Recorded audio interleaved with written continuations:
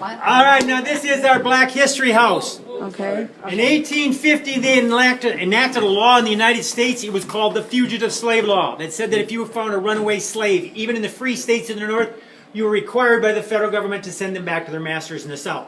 The only time we know of Ellen White ever speaking against the federal government was when she said no man should own another person. Don't send them back. Now, many of the first Adventist pioneers were abolitionists, meaning they did not believe in slavery. In fact, John Byington, the first General Conference president, when he lived in Brucksbridge, New York, had a house on the Underground Railroad. Now, the house that we are standing in was actually owned by a lady by the name of Harriet Henderson Tucker. Harriet Henderson Tucker came north on the Underground Railroad when she was 2 years old in her dad's arms. Yes, she was a runaway slave. Now, Battle Creek here was a huge stop on that Underground Railroad. There was a gentleman here in Battle Creek by the name of Erastus Hussey. He was a Quaker that lived here. He himself knows that he brought over 1,000 former slaves through here and sent them on to Canada.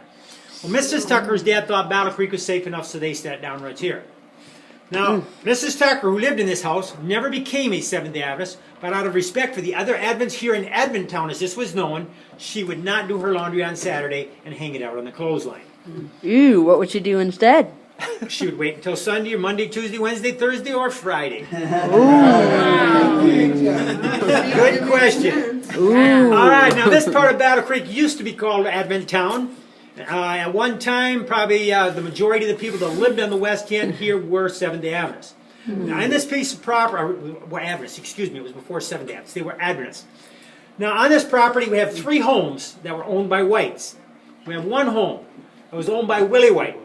He was the 3rd son of James and Ellen White. But Willie White bought the house in 1891. But he himself never really lived there because it was in 1891 that his mother went to Australia. Because Willie was their caretaker, he went to Australia with his mother. But his 2 daughters from his first marriage, Mary Kelsey White, who died of tuberculosis, they lived in that house with the caretaker until Willie remarried and sent for them over in Australia. Because Willie's 2 daughters did live in that house there, though, it makes it so there's 4 generations of whites that lived on this property here. Willie's 2 daughters, who lived in that house there, James Ellen White, and the 4 boys in the last house we're going to go to, and John and Betsy White, who were James White's parents, also lived on this property. There's no other place in the world that can claim those 4 generations of whites living on the same piece of property, so we think we got kind of a special piece of property here, and we always like to welcome you to it. Sure. Now, in this house here, too, we talk about a man by the name of Charles Kinney. Now, Charles Kinney was the first black ever ordained as a Seventh-day Adventist minister. Wow. Now, he was born as a slave. After the Civil War, he took some schooling, took some barbering school, and then he hooked up with a wagon train headed out west. He got as far as Reno, Nevada, and decided, this is where I'm going to spend the rest of my life. Well, John Lockrow came through there, holding Kent evangelistic meetings. Charles Kinney and 6 others were converted to the Seventh-day Sabbath. Now, after their conversion and baptism, though, at that time, Nevada didn't have a conference of their own. They were underneath the California Conference. So Charles Kinney was elected church clerk. He was to send all the paperwork on from Nevada to California. He was so meticulous in what he did, they decided this man needs to be a Seventh-day Adventist minister. They sponsored him to go to Healdsburg College out in California, where he did become one. And at one time was the only Seventh-day Adventist minister evangelizing all the blacks in the United States. So he had a huge mission field. And I'll tell you about some of his help next. We also have a model of a boat here.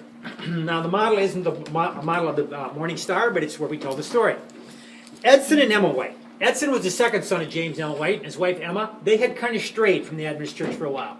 When they came back, they read Mrs. Wright's tract, Our Duty to the Colored People, thought, we can help Charles Kinney. Now, even though the Civil War had been over for many years, they were pretty sure the white plantation owners still weren't thrilled about the results of this war. So if they were to bring a tent down south, it'd probably get torn down. If they were to build a building down there, it'd probably get burned down. So their idea was, let's build the boat, we'll put it on the Mississippi River. That way we can pull up to the riverbank, we can put the gangplank down, people can get aboard this boat for education or evangelism. If trouble shows up, we just pull up the gangplank, we sail up and down the river till the trouble's gone, and we let the people go off. It was a great plan. They only had one problem with their plan. They wanted to build this boat here in Battle Creek, Michigan. Now, obviously, you didn't see the Kalamazoo River when you came here this morning, so let me describe this to you. The boat they were going to build was 12 feet wide, 72 feet long. My wife and I have taken kayaks on that river out there. We were dragging bottom most of the way. Obviously, that boat's not going to float here in Battle Creek. So what they did is they spent the winter of 1893, 1894 building parts of the boat here in Battle Creek. And then they shipped it by ox cart down to a town called Allegan. There, 4 members of that church agreed to put the boat together. From there, it sailed under its own power down to a town called Saugatuck, Michigan. Now, Saugatuck, Michigan had a harbor on the inland ocean.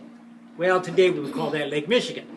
From there, though, it had to get over to Chicago, go through the canal system, which you get at the Illinois River, which you get at the Mississippi. Well, the boat they built was a river boat. It's not made for the Great Lakes. So what they did is they hired a towboat called the Bonamie to help them across. You put a 200-foot cable between the two boats, and they started across Lake Michigan for Chicago. Now, Emma and some of the other wives, they were on the Bonamie. Edson and his crew were on the boat, the Morning Star. Well, about halfway across the lake, a violent storm hit. Now, Emma never saw it. I never thought she'd see her husband. Emma never thought she'd see her husband ever again.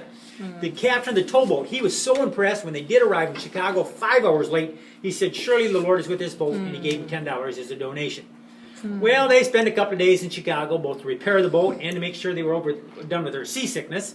Then they did go through the canal system, down the Illinois River, down to the Mississippi. They took the Mississippi River down as far as Cairo, Illinois. And then they stopped to do some more work on the boat. Well, when they got ready to leave, they ran into another dilemma.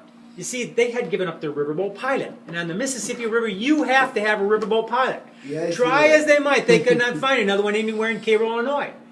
So finally, a black teenager by the name of Finis Parker came up to Edson White, and he said, sir, I know I'm the wrong color and the wrong age, but I know the Mississippi River like the back of my hand. I can get your boat down to Vicksburg, which was their final destination. Well, they said, we really do need a riverboat pilot. So Finis agreed to help them for 1 week. After that week, when they hadn't found one, they did hire Finis. And Finis did know the river very well. He knew where the dangerous spots were. He knew where the shallow spots were. The only problem is back in those days, there were no black riverboat pilots. So as Finis would be standing behind the wheel and the boat would be going downriver, if the boat started coming upriver, Finis would have to duck down, the white man would take the wheel until the two boats passed, and then Finis could stand back up. Well, by the time they got down to Memphis, Tennessee, where it gotten ahead of them, this was happening, initially it cost them a $500 fine, but they did get that rescinded, which was huge, because the whole boat only cost $3,700. Well, they eventually did make it down to Vicksburg, and they started working on the Mississippi and the Yazoo River. The boat worked so well that after 2 years they expanded the boat to 24 feet wide, 107 feet long, and they added another floor to it also. That boat had printing presses, classroom, staff housing, and an evangelism center for over 200 people.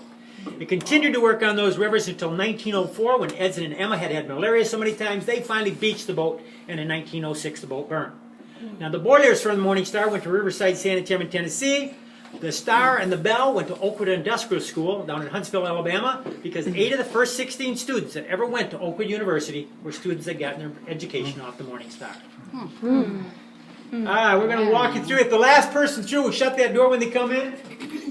Okay, Be careful walking through here. lead the way.